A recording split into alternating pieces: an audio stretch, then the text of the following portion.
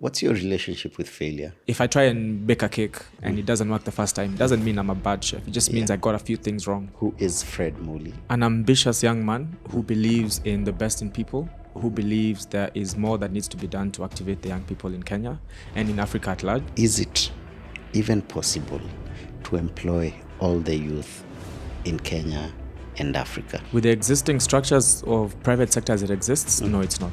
You have to understand people before you can understand people, business. Nothing will humble you like entrepreneurship. No one gets it right the first time, all the time. That leaves a lot of room for learning, a lot of room for growth. Entrepreneurship isn't about being the right one. It's about understanding what's needed. Entrepreneurship is not a one-man show. Control is a delusion. Do the best that you can. Everything else will take care of itself. Ladies and gentlemen, classmates, CEOs, Mkofiti, welcome to another concert for businessmen and entrepreneurs, as you fondly call this show. Very excited about today's conversation because, I think it will speak to me personally because it's more around leadership, especially for the youth, and just someone building the next generation of very, invested youth. Guys who are thinking about their future. We're still filming at Longonot Place, so book a staycation with them. Waambie wakupatie discounts za field director. Manze watakujenga fiti. The gentleman I'm about to have a conversation with is none other than Fred Mly. Go fiti, bro? Very good. Thank you. Always in a suit. Always in a suit. It's a weekday. It's a weekday. I think last weekend I got to see you in shorts and t-shirts for the first time ever. Yeah. When was the last time you were in shorts and t-shirt? It's hard to remember. It's been a while, especially shorts. So I felt very exposed.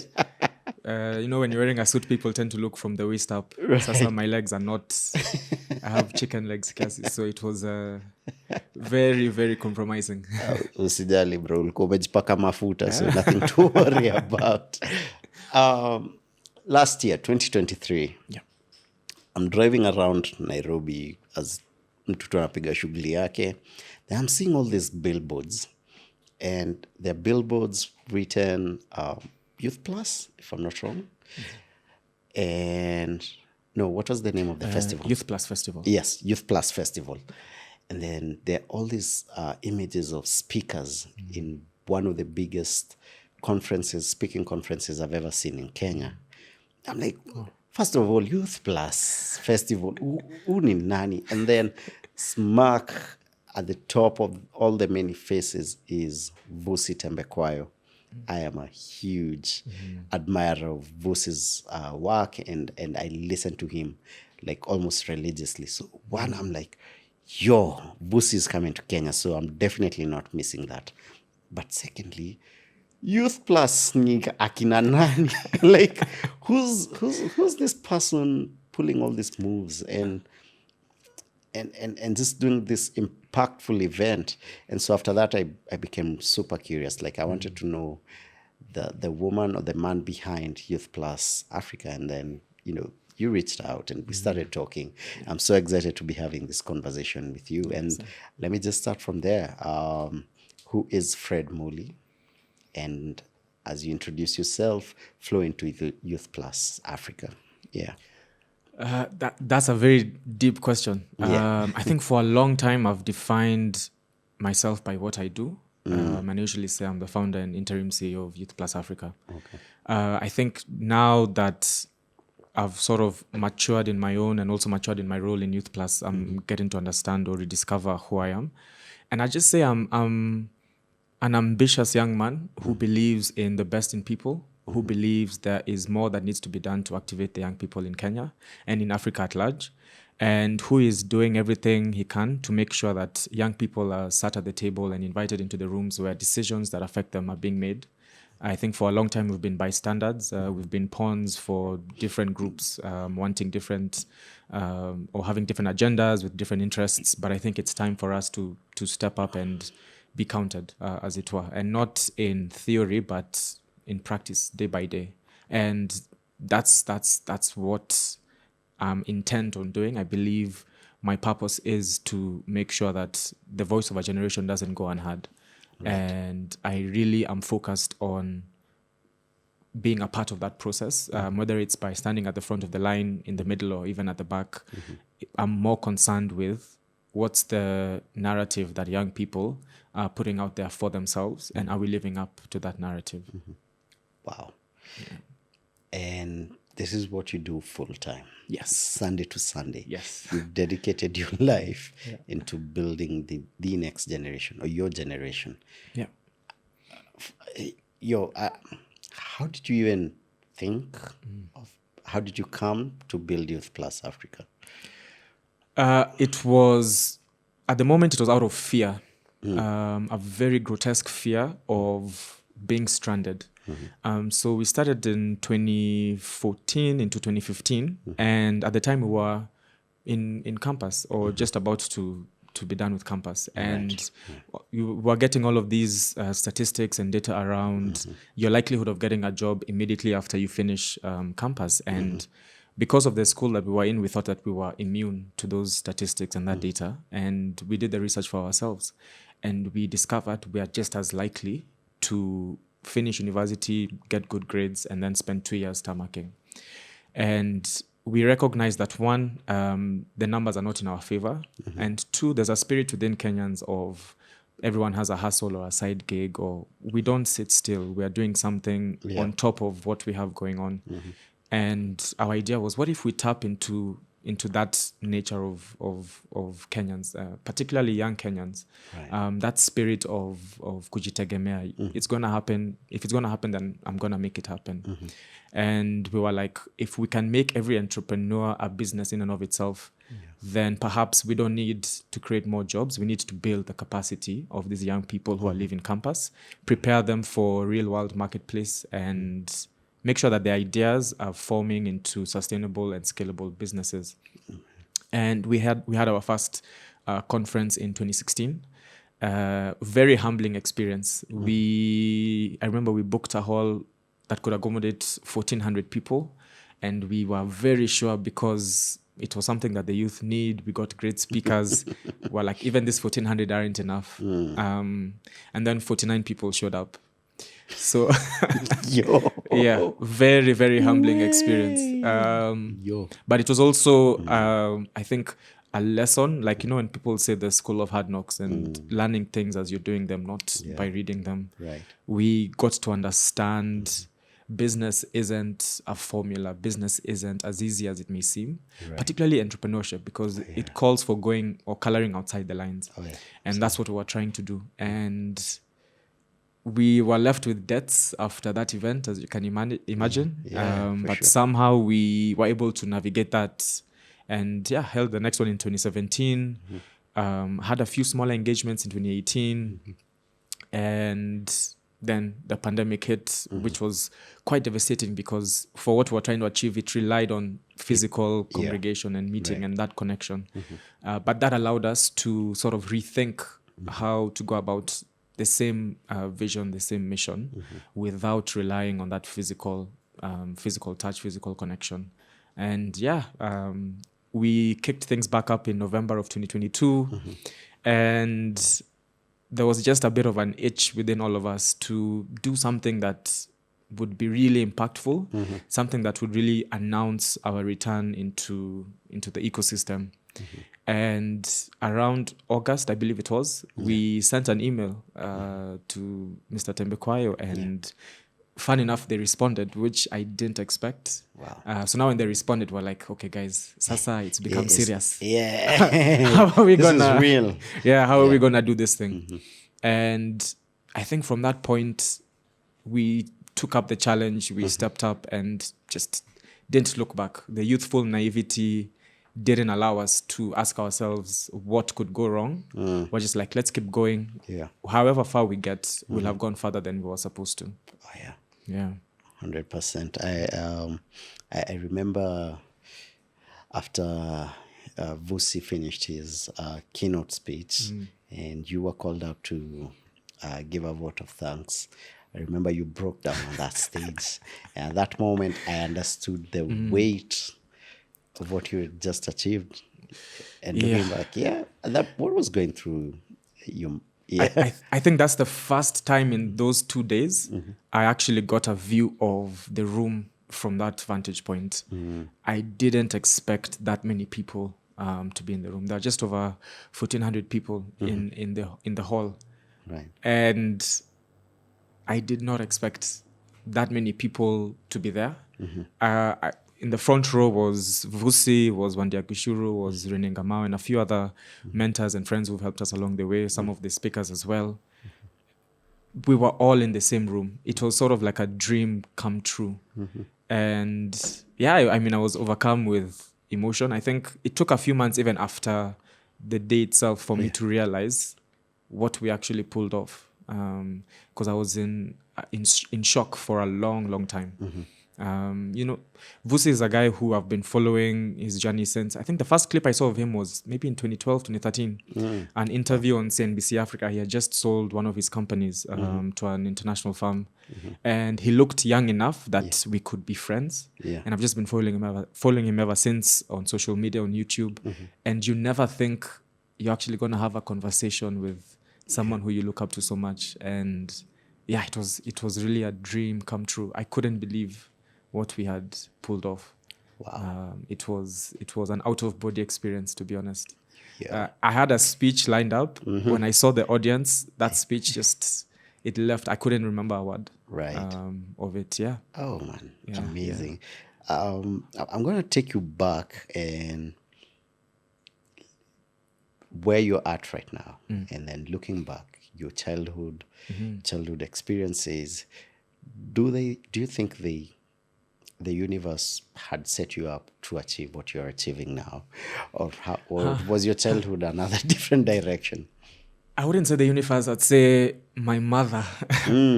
It's sort of it. I feel as if she's been training not just me but all of us to achieve things at such scale, at such magnitude. So for 32 years, we've been raised by a single mom, which is something pretty phenomenal. I'm the last one of 4 kids. Right. And if I look at my siblings, their careers are also in a similar trajectory. And I feel like there was an intentionality in the way we were brought up. Some of the habits that were inculcated when we were young, we always had to read, whether it was serious material or fiction, anything, but you had to be reading something. We always had to read the newspaper and watch news so we can know what's going on around us and even abroad. There was a very intentional effort for us to be alive to the realities of life beyond our childhood. And I think that suddenly prepared, or at least it built a level of almost unrealistic ambition. Some of the dreams that we've had, even though their dreams deferred, have been unlimited. Right. We were never taught to stick to what's possible. We were taught to sort of broaden our horizons and see what are we capable if we put in the time, put in the work. Anything that we want to achieve, we can definitely achieve. So I'd say, it's been a conditioning since childhood, definitely. Right. Oh, wow, absolutely amazing. So Youth Plus Africa, conferencing is what we know you for. Big, massive conference. But that happens once a year. Yeah. What's happening in the other 364 days? So, and actually that's very accurate. Most people know us for this singular event every year, but a lot of work happens leading up to the festival. So every month we have Connect gatherings, and Connect is sort of the community that we're putting together of young people, not necessarily entrepreneurs, but also if you're in formal employment, if you're a student looking to explore your options after you finish university. It's simply a place where we can learn from each other, understand our strengths, recognize our weaknesses, and address them. So we have those sessions monthly with people like yourself, people who we've seen go through the process over a long period of time, overcome challenges, and now they're successful. We try and understand what that journey was like for them, how we can learn from your journey and your story and sort of replicate the same level of success with our own paths that we're walking. Aside from the Connect sessions, we have Youth Plus Radio, and this is simply a YouTube podcast.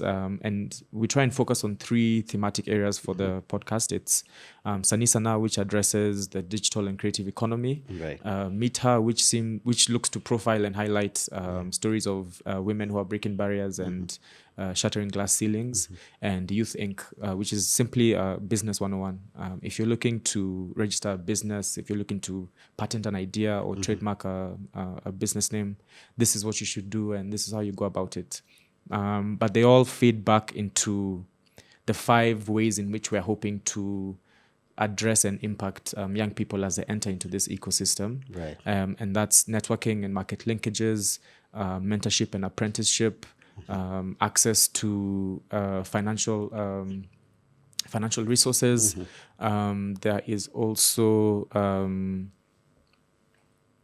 I mentioned mentorship, skilling and capacity building. Right. And the 5th one is advocacy and policy engagement. Okay. Because I think what we realized is we don't exist in a vacuum, even if it's entrepreneurship. So we need private sector, public sector in the development community. We need to have influence, or at the very least, we need to have impact in all 3 of those areas. And then we create an environment that young people can simply, with the touch of a button on their phone, become businesses of their own. Right. Without having to go through the devastation of 2 years of tarmacking, when they know they're qualified and they know they're skilled and they have talent. So that's how we try and plug in. Yeah. I feel like, man, what you stepped in is such a tall order. Africa just has the biggest number of young people, youth, not just Kenya. Yeah. And because we live in this capitalistic world, and I don't know who's drummed it into our heads that we are all born, then we go through school, and then after school we work, and then we die. And so there's always this pressure, to the government and to any leader that, we need to create employment. I think if there's a song that's always create employment.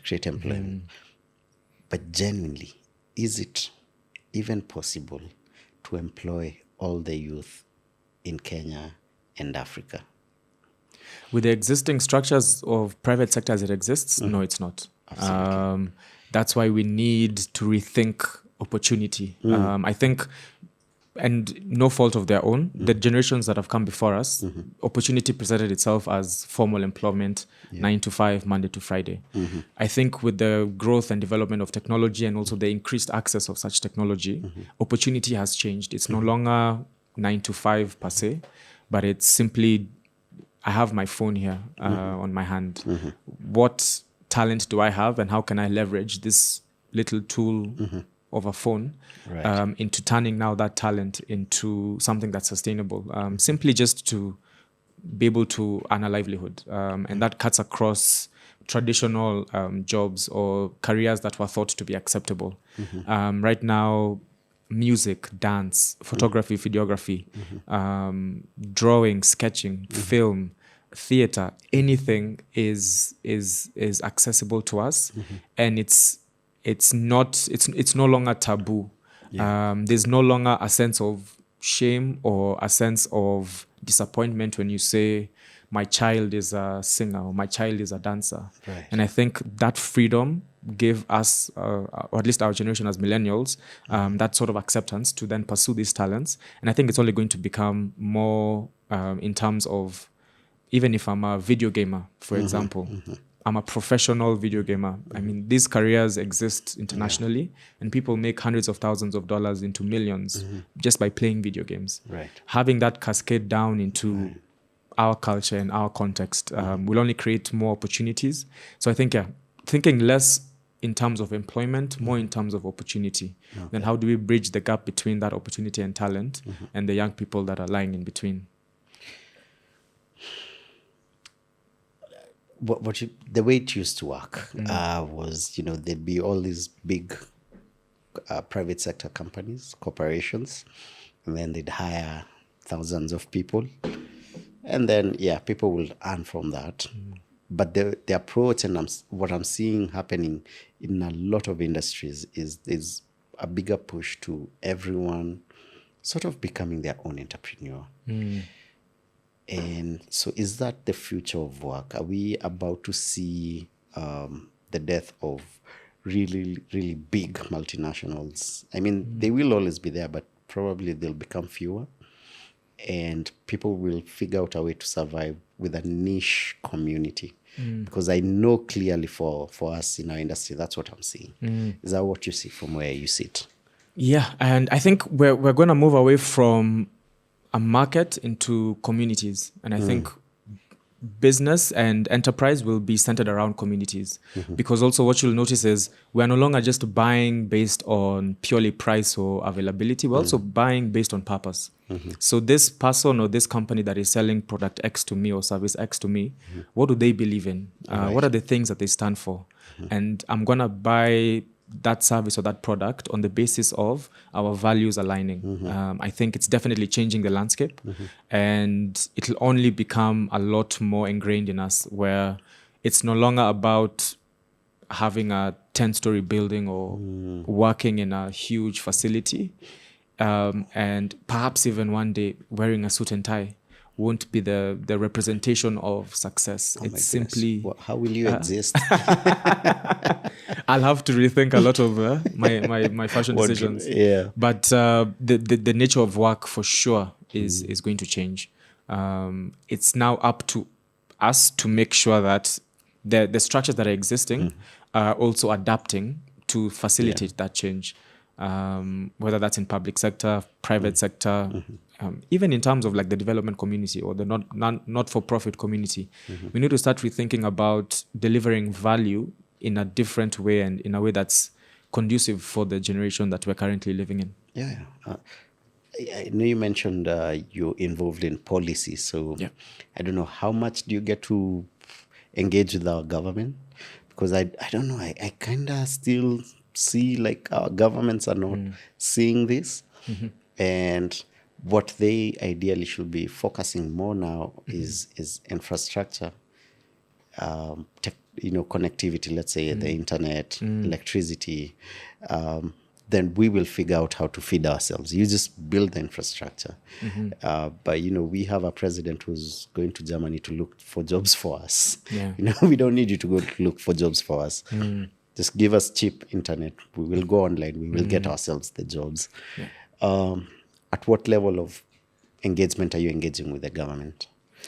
So a lot of our engagement is usually in either white papers that we share with them based on research that we're conducting, responses to proposed bills.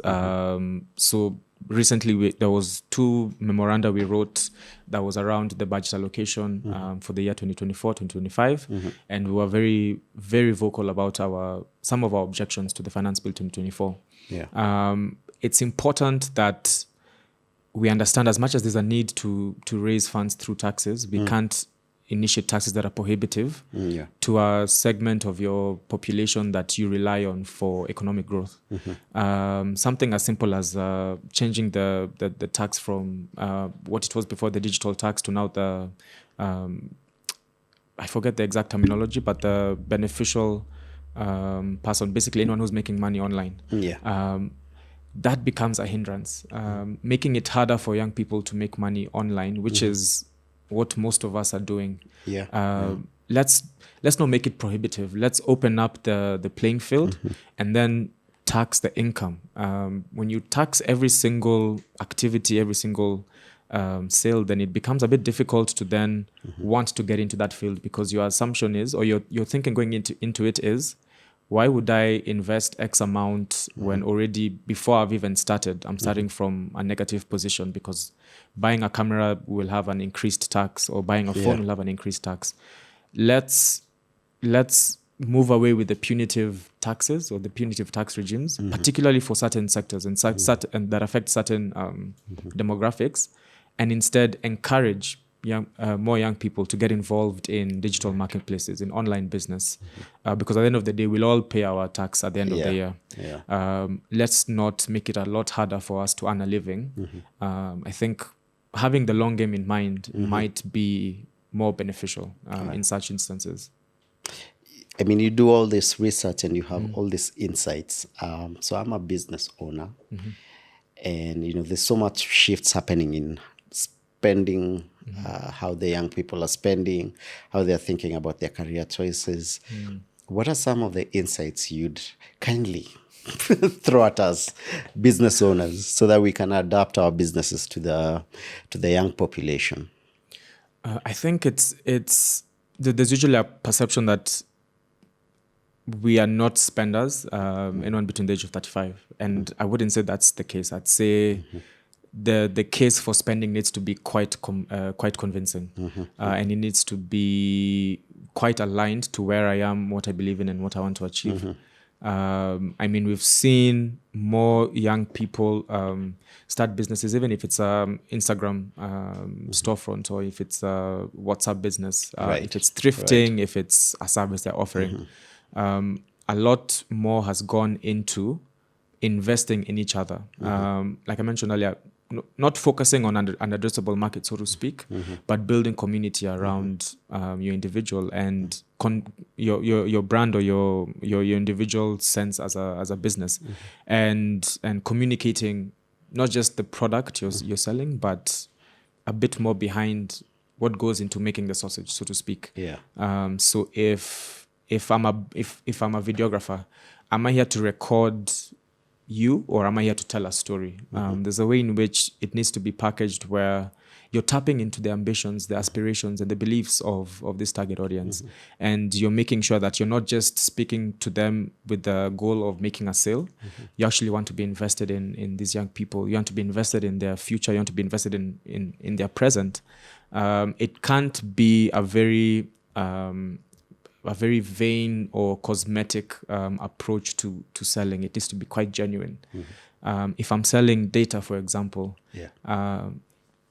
young people can tell, for lack of a better word, when you're selling BS. It needs to be more about, I'm selling data at this price or for this period, because we believe that for you, what you need to achieve as a young person, and that dream that you have, it's going to serve you moving from point A to point B. And then from there, you can sort of kickstart and launch whatever it is that you're trying to achieve. So it needs to be very genuine, very authentic, because, I mean, just like that, they can sniff out something that's very cosmetic vis-a-vis something that's truly authentic and there for them. So they're going to be purchasing based on what the company stands for. Sasa unatupea kazi ngumu. Some of us, we just want to be in business to make money, to survive. But business is about people. For sure. You have to understand people before you can understand people. Business. It's no longer about the bottom line. It's about the heart. Who are you speaking to, and do you really care about your people, your community? Do you really care about the things they believe in, what they stand for? And I mean, it takes work, but it needs to. So those are insights for the consumers. What, I don't know, one, do you do research and get insights about now the corporates, the companies themselves? Why I ask this is, in my world, I'm seeing a shift of how the corporates are spending money. I mean, you do conferencing, for example, and I do live events as well. And I'm finding that corporates are finding it harder to invest in events, for example. Like before that, they'd spend millions on just partnering or sponsoring a show. Right now, they're like, Phil, we see what you're doing. We see you have the numbers. We see you have the reach. Yeah, but right now, we're not doing this. For you, it's the other way around. You're still getting a lot of sponsors. No. I wish I was. Yeah. But it's the same. And we haven't done too much research, but just from conversations with the different companies that we partner with, that we speak to and we engage, I think they're becoming attuned to the fact that having a huge event and splashing a logo is no longer doing it for them in terms of an ROI. Because you'll come and attend the event, and then after that you lose touch point with this consumer base.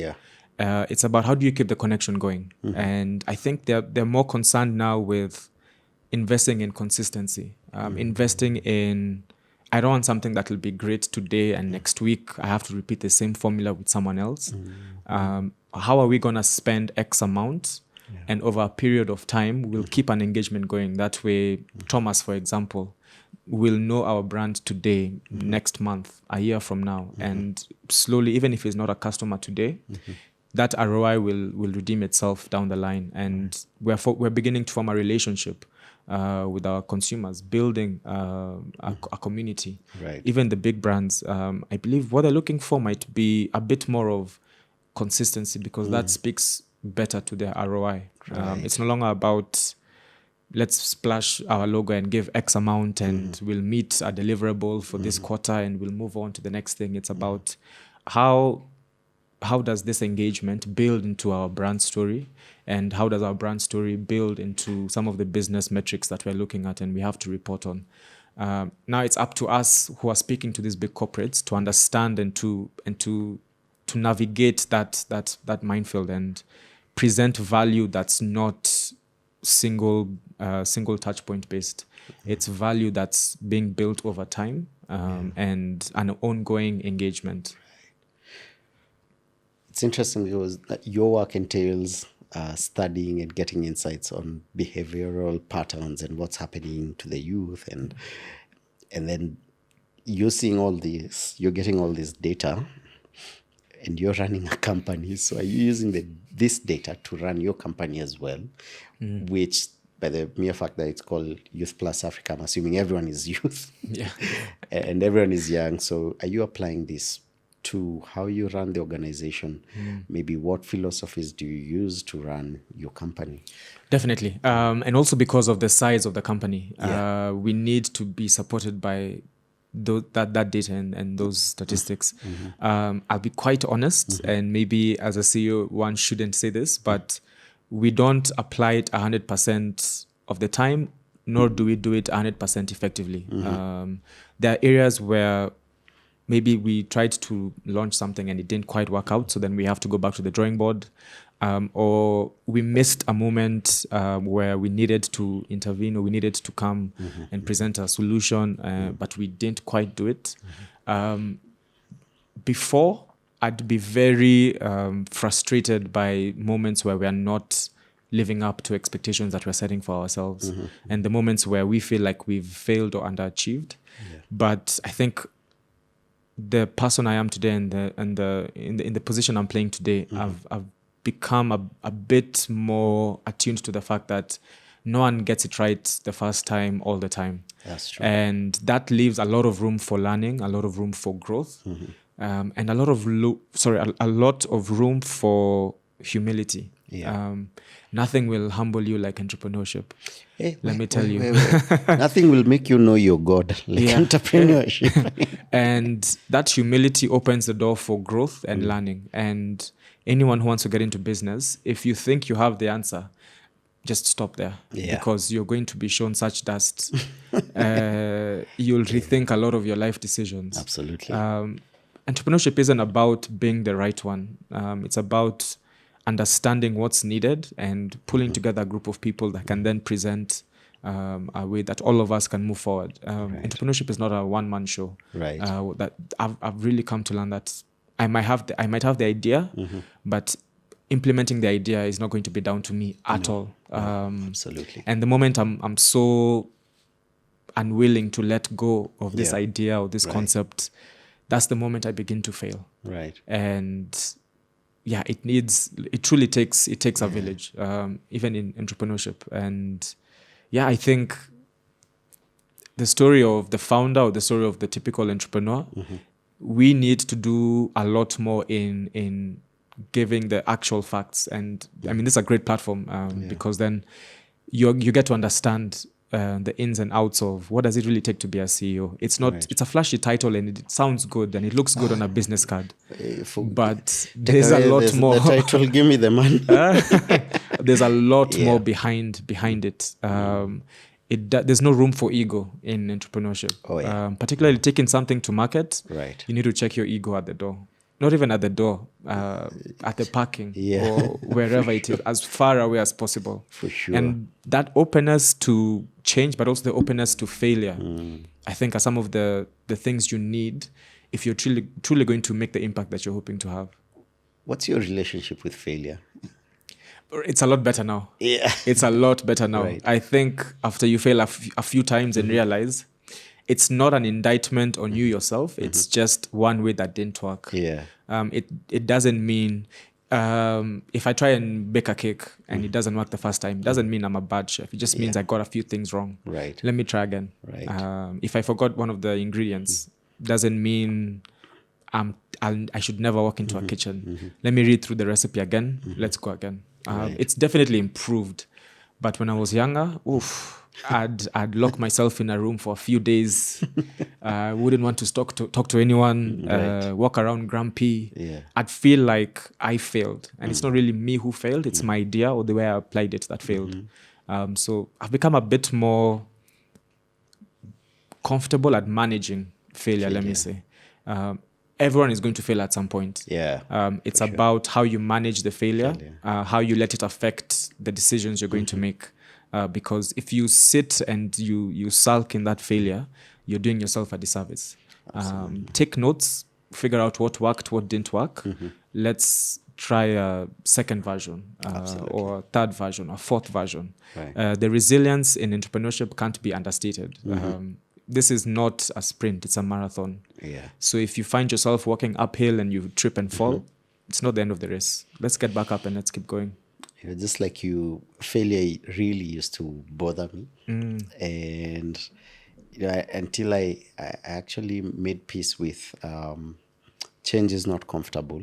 So if you in moments of discomfort, then it means you're trying new things. And that's how I started looking at failure. Like I became so comfortable with failure. At the end of the week, I'd actually recount my whole week and I'm like, what have I failed in this week?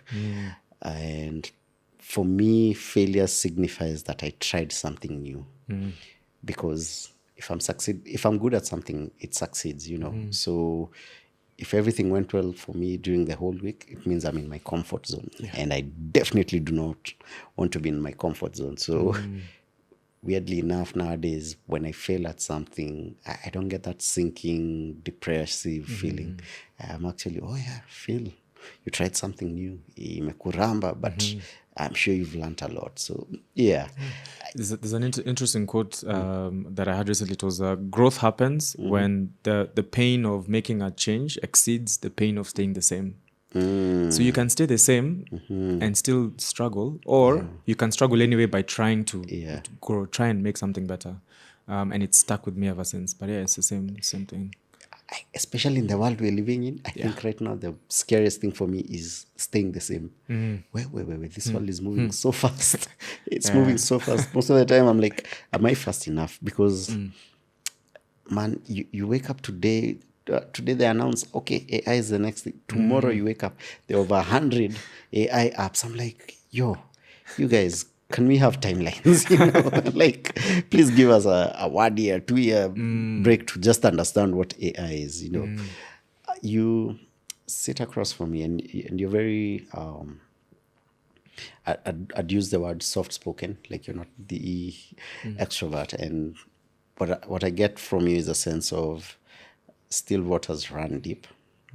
That means you have a lot of ambition. It doesn't shout to us, but I can feel it. I can sense it, even just having this convo. And I see it because I'm exactly like that.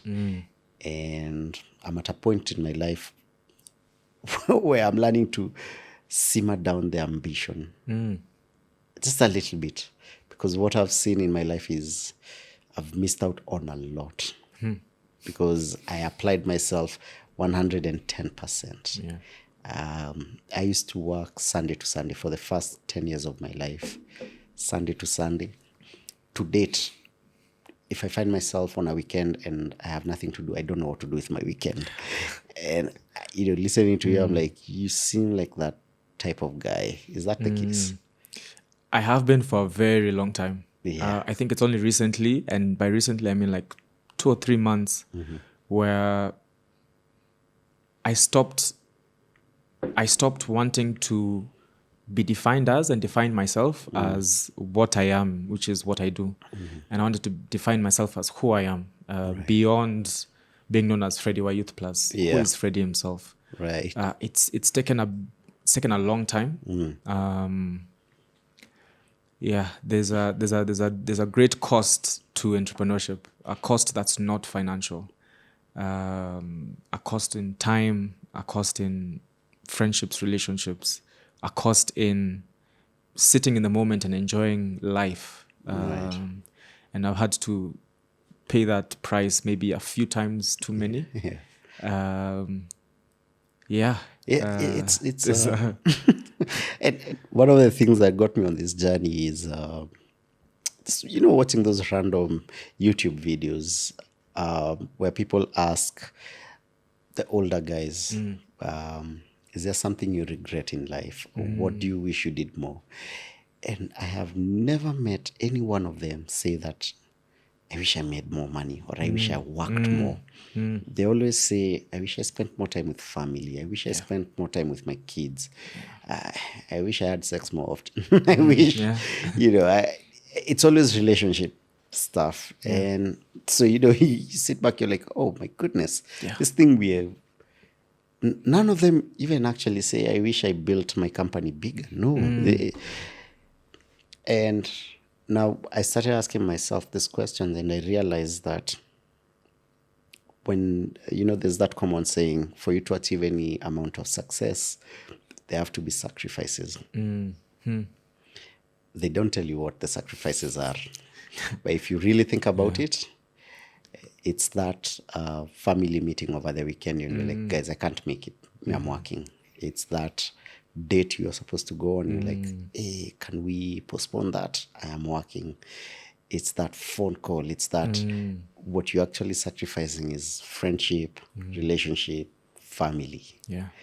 And you're planning to take a step back.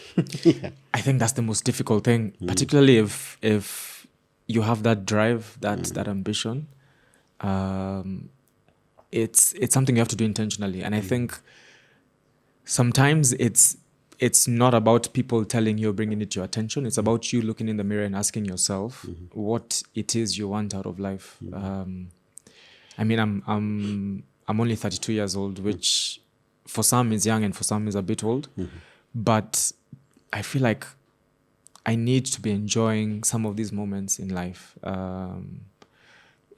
Moments with my siblings, moments with my mom, moments with my friends, having actual time to be serious about dating, which, I mean, everyone says they're not dating because in Nairobi and it's like that.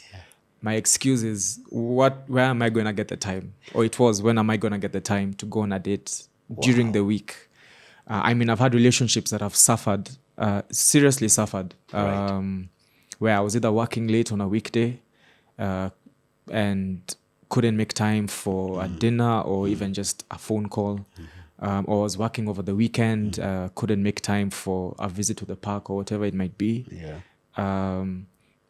Even apart from that, moments where you're together but you're not present. Right. And you start feeling a guilt, and that guilt on the other side builds into resentment for you, because clearly they can see you're here, but your mind is not even, you don't even know what we are watching or what I'm saying. Absolutely. You can see it sort of manifest in the relationship, and that leads to a breakdown.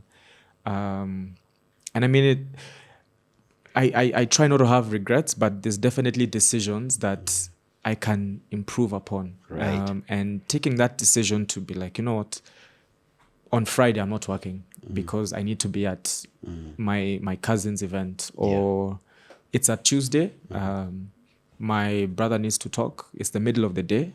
Just postpone that meeting if you can. I need to go and see my brother. My friend, one of my friends is starting a family, and making time to either spend time with him, or if he needs help with something, just work can wait. Right. By the way, work will never end, so to speak. The work that's there today will be there tomorrow and the day after that. So it's something that I've had to do very intentionally. because it's a very lonely space, entrepreneurship. It gets very lonely, and in that loneliness, you can isolate the people that you love the most.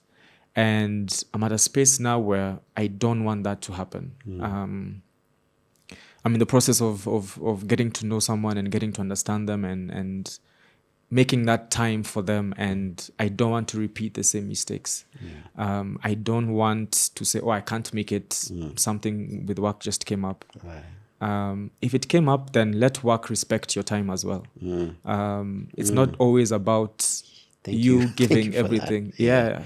Your work needs to respect your time also. If time is meant for family or for a loved one or a partner, then that time is there for them. Work.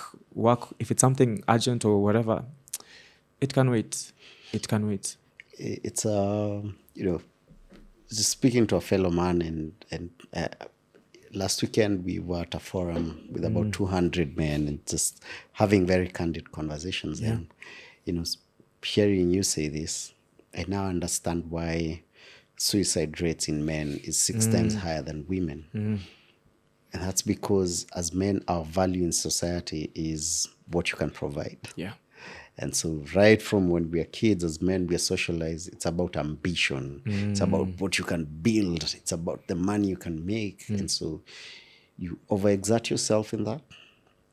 And you're right, just end up being very lonely. So my goodness, at the end of life, I want to have a big house or a yacht. But I'm going to be alone. Empty. Yeah. Yeah. Yeah. Sometimes I actually sit and I'm like, oh my goodness, I have not had people come visit me. Like my house doesn't get guests. And I'm like, so why am I working? I'm working so hard to build a house, but I never have guests. Yeah. And I think it comes with, for me, it's definitely been a case of maturity. Because I think I'm moving into a phase of life where success is going to look like my ability or my who I will end up being as a husband or as a father. For me, that's the kind of success I want to start looking at. I'm unmarried to date, and I don't know what God has planned for me. But if that's in the pipeline for me, then I want to be the best husband and the best father I can be. Right. Because that feels like success that you can't put a number on. Feels like happiness. Yeah. Business has moments of happiness, but outside of it, you get just overwhelming joy that I don't think can be replicated. Absolutely. So, just mentally preparing myself to draw those boundaries between work stops here and my life begins at this point. Does it scare you? Because I know for me it scares me. For sure. It scares me in that I have to slow down so that I can enjoy life. And I've already lost so much in terms of family and relationships. However, at the same time, there's this thing, and which is a big conversation in the conference that's coming up, which is legacy.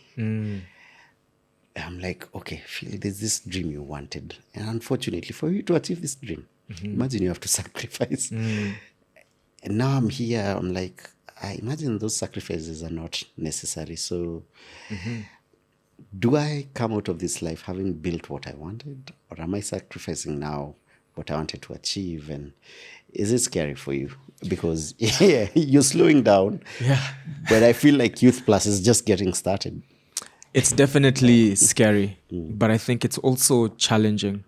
I've always said Youth Plus should never be about me as the founder. And the day it's about me, then clearly there's a problem. Because I'm just a man. The same way I was born on one day, the next day I could be gone. Yeah. The challenge now is for me to make sure I'm being a leader. And leadership is... I usually have a theory of leadership. The last bit of leadership is to give, which is to give over and hand over that leadership. If I'm at Youth Plus this time, 2 years from now, I'll feel like I haven't done a good enough job, because that'll be 10 years. And I'll feel like, no, enough is enough. I need to put in place a kind of succession plan for when I'm not here. Let it be about the values of Youth Plus, the mission of Youth Plus, the vision of Youth Plus. That way I can step away and Youth Plus still continues and thrives. The reason I call myself interim CEO is I feel like I've brought Youth Plus to, for sure, a great point given where we began. But I have significant questions about whether I'm the person to take it to the next level. Yeah. And that took a lot of humility, a lot of introspection, a lot of reflection of, am I really the one who's meant to take it to the promised land, so to speak, or have I brought it as far as I can? Is this thing going to die because of my ego of not wanting to step away and my sense of entitlement that because I began it, I should be the one who's in that position forever? It's a challenge now for me to be very, very intentional about putting certain structures in place whereby I can step out of Youth Plus, whether it's in an advisory role or in a governance role, but the fundamentals of Youth Plus still continue, still proceed. And again, it's that question of legacy. Right. Do I want a legacy of I did well, but I could have done more? Or do I want a legacy of every plant I was meant to water, I watered, and that each plant grew into a tree, and I didn't have to be there? For me, I think the legacy of Youth Plus should be very separate from my own legacy. I think I'd want my legacy to be about who was I as a man, who was I as a friend, as a son, as a brother, as a husband, as a father. Who was that version of Freddie? Not what did Freddie do with Youth Plus? How many people did they impact? That's not my legacy. That's Youth Plus's legacy. My legacy is very independent. And it's terrifying, but it's also a challenge. Particularly, I think there's a thing with leadership across the board. We always feel like leadership means being the one who's at the top, which isn't necessarily the case. Sometimes you have to lead from the back or even lead from afar. Title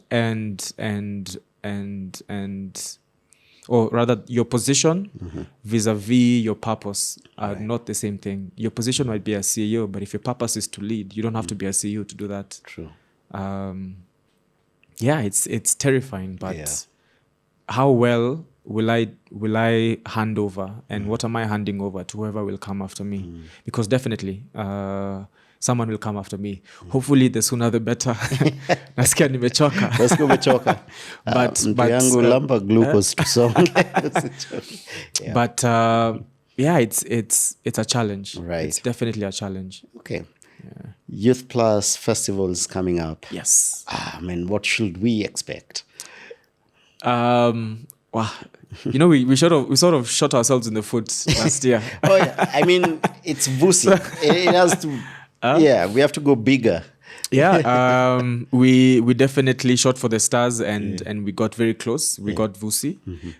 So this year, what we're trying to do is again, it's themed around live your legacy. And we're trying to theme legacy around three aspects: your personal legacy, your professional legacy, and legacy in the terms of generational wealth. And the work we're putting in now, will it be enjoyed by those who are coming after us? Will it be something that we are able to hand down? We are definitely going to build on a lot of the feedback we received last year, because there was definitely things we could have improved upon as well as we did. We're going to try and introduce new aspects to the festival. We're going to be having specially curated villages that are then very, very specific to different talents, different skills, different passions, whether it's technology, whether it's filmography, whether it's e-commerce, whether it's content creation, podcasting, whether it's beauty, whether it's music from a production or a performance point of view, whether it's event management. We're trying to speak to our people, speak to our audience, and everything that they told us from last year is, I would like a space for me as a director, me as a producer, me as a script writer, me as a content creator. And we're going to be putting those up within the venue. Luckily, we're going to be using the entirety of the Sarit Expo Center, Right. which gives us a lot of freedom to curate special experiences for all of the guys who are joining us. But more than that, we're really trying to make sure that the speakers that we have on board speak to legacy, but also we can see legacy in everything that they've done and everything that they're doing to date. I don't want to drop any spoilers at the moment, but we're really trying to make sure that whenever you see who the speakers are going to be, their legacy has been consistent and they're authentic to who they are and what they're doing. I mean, you're going to be gracing the festival, and you're an example of legacy. 20 years body of work is not an easy thing to achieve. That in itself is a legacy. And how can someone who has followed you through this journey, how can they look at your legacy and begin to define their own, begin to understand that legacy isn't always a me thing, it's a we thing. And how are the decisions I'm making today impacting what that legacy will shape out to be? Yes, so Lemeskia, Catch Me, a Youth Plus Festival. Please come. It is genuinely life-changing, and the world we're moving in is moving so fast. So come have a seat and have a conversation and get to listen to people who are actively trying to engage with this really fast world, and they'll give you insights and jewels that will set you up for the rest of your life. Our leaders, because you're in the space of leadership. Wananichosha. But how can we do better for the next crop of leaders? Because the ones we have right now, how can we do better for the leaders that are coming up next for Africa?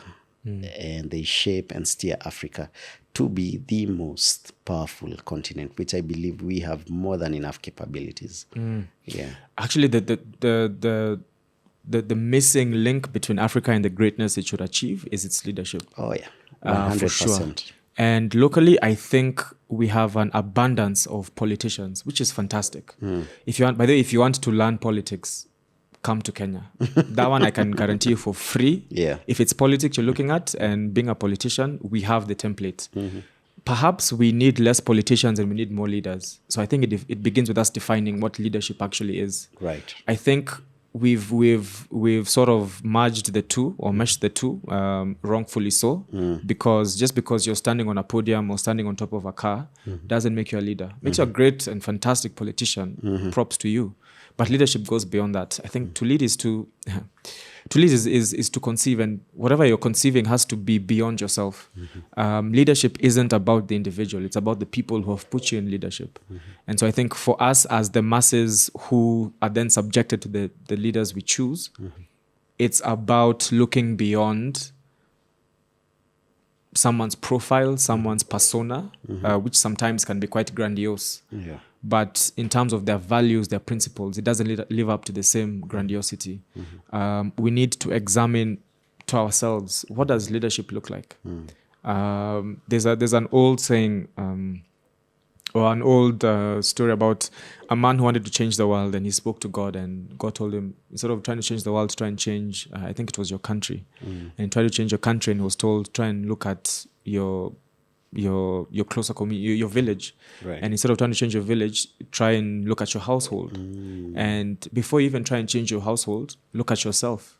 So what does leadership look like to me? And am I leading myself to begin with? We like talking about integrity, but getting into that club when you're underage, are you the person who will give a 200 to the bouncer so you can enter? When you're stopped in traffic because either your insurance is out and you forgot, which is a very human thing, are you the one to M-Pesa something on the side? We're looking at follow through and delivering on our promises. If I tell you I'm going to call you tomorrow, am I going to call you tomorrow? Because it begins with these small habits. We like to castigate them, and rightfully so, because they do. As though you said, wanatuchosha. But when we look inside, are we are we truly changing the reflection of the leadership we want? Because it all begins with us. Apart from that, hey, we need to make better decisions, guys. We need to be very serious about the decisions we're making at the ballot. I used to be the one for voting 6 ways straight. Yeah. Not anymore. Because I realized I'm not doing our constitution a favor. Because the key tenet of our constitution is accountability. And the whole essence of devolution was to make sure that power is cascaded from one seat into 47 counties, which then gives us, the people, more access to services. And so I just decided, quite honestly, if I'm voting for one candidate for, let's say, president, who is kept in check by parliament and the Senate, or parliament primarily, I'm voting for a different candidate for parliament. Huko mbele, waonge. If it truly can't work, then it can't work. But the moment or the opportunity for there to be a situation where you're voting en masse because it's a wave and because a false sense of loyalty, we as voters are forgetting the aspect of accountability. If I'm voting for Governor X, I'm voting for Senator Y. That way, when they're coming to keep each other account, they are being propelled by ideals which they both don't agree on in terms of a policy point of view. And that's simply the way I think, one step in which I can do it. I don't want to be the person who, president from this party, MP from the same party, and then I'm surprised when a bill that is against us and doesn't serve our interests is being passed without any kind of intervention. I'm the problem. I'm the problem. I failed to understand what the Constitution was meant to achieve. So, I mean, that's just one step in which I'm taking. But then also, tuache kuogopa hawa watu. I think the fear is gone, so to speak. It's about time we understand that we actually have a role to play here. Where are our taxes going if not to pay these individuals? And if that's the situation, then there need to be some questions that they should answer and we should be asking. And so it's easy to get desensitized, demoralized, but I'd say, if not for our own sake, for the sake of our children, let's not give up. It's okay to take a break, but let's not leave the arena completely. Because at the end of the day, I mean, Kenya ni yetu, there's nowhere else for us to go. So if we decide, let them do what they want to do, we're fixing ourselves. That's true. Wow. How does your day look like, Mr. CEO? Because you work from Sunday to Sunday. You don't even have time for dating. So what do you do with your 24 hours? So usually it begins at around, now it begins at 7. Okay. But it used to begin at 5. And 5 was, I'd take maybe 20, 30 minutes just to collect myself and do some kind of inner work, whether that's devotion, whether that's simply music that can then set up my mood for the day. By 6, on my email or following up on what needs to be completed from yesterday and into today. By 8 o'clock, I'm usually having my first call. Work through the day. Before, I'd work up until maybe 9 p.m. Watch news, have dinner, maybe do a bit more work, in bed by 11. But I'm trying to shift that a bit because something else that I realized, rather unfortunately, was the lifestyle I was living in the name of doing the work is not healthy for me. And it was starting to manifest itself physically, feeling fatigued, feeling demotivated. So now I wake up at 7, same process, 20, 30 minutes to my own. I begin at 8:30 now instead of 8. Actually have breakfast, which I didn't used to do. I used to feel like it was interfering with what needs to be done. Let me tell you, there are certain delusions you give yourself as an entrepreneur which don't make any sense whatsoever. Absolutely. So now I actually take time to have breakfast and have lunch. Finish work by 5:30. Between 6 and 7, I try and do something, some kind of activity. So if it's taking a walk, having a run, going to the gym. And then between 6 and 7, meal prep or dinner, making dinner. And then 7 to 8, catching up with friends or family. I wasn't dating, or I haven't been dating, but I am now. God is good. Hallelujah. So yeah, we'll probably catch up at the end of the day, see how her day was, tell about mine. And then by 9 p.m., 9:30, getting ready for bed. 10 p.m., I'm in bed, asleep. My phone goes on D&D, the screen goes black and white. Don't look for me. So that at least between 10 p.m. and 7 a.m., at least I can get nice, comfortable sleep. By the way, this theory or this assumption that you can survive on 5 hours of sleep a day, you're working yourself into an early grave. I'm telling you. It is the biggest lie of hustling and entrepreneurship you can ever hear. Let me tell you, up until I started working in 2007 is when I got into the industry. Mid 2007, 2008 is when now I became I was an actor and crew now from 2008, and up to around. The thing that made me slow down is when my daughter was born. So 2020, from 2008 to 2020, I used to survive on 4 to 5 hours of sleep maximum. And I'm working like Sunday to Sunday. And it hit me exactly like that. I'm like, Phil, you're just killing yourself. You're literally killing yourself, because it will get to a point where I'm on zombie mode. You actually ask me, Phil, how was the last 2 hours of your life? I'm like, yeah, I can't remember. I don't even know how I got here. Like, you're operating on zombie mode. Yeah, so now I prioritize sleep. Please let me sleep for 8 hours. And it doesn't make you a bad CEO or a bad founder. Because that lack of sleep affects your mood. You'll find you haven't slept and you're being moody with your team, with partners, and because you've been asleep for 2-3 hours. What else do you expect? You're going to be moody. You're going to have a slow day. You're going to feel groggy. Hey, self-care, by the way, ni muhimu. Because the nature of the task of entrepreneurship, you need to be your best version of yourself. And that begins with taking care of yourself physically. I've had to change my diet. I've had to change. I used to sit on a desk 12, 13 hours a day for 6 days a week, sometimes 7 days a week. It catches up with you. You don't want to be in your 30s and all of a sudden you go for a checkup and you're being told, bro, blood pressure, and you're 30. It's not a flex. Back problems. By the way, it's not a flex. It's not back problems, or it's take care of yourself. Take care of yourself. Absolutely. Otherwise, you can't. How do you expect to take care of other people if you yourself you're not taking care of your body, your mind, your emotions, your spirit? It all begins with that self-care. Wow. A favorite question here. Do you have a stranger than fiction story? Because entrepreneurship, things happen in your life and you're like, Aki, imagine ni ukweli. Najua nikiwapigia story na kani story ya jaba. But we sort of survive like that. Do you have a stranger than fiction story? I know it always gets people off guard. Wow. Stranger than fiction. Ukikumbuka utaandika kwa comments. I actually think maybe not stranger than fiction, but it must be almost being auctioned. And I was about 25 years old. They were coming tomorrow, 8 a.m. And at the time, I didn't have a lot, but it was everything I had. And actually, I was 24. It was in 2016.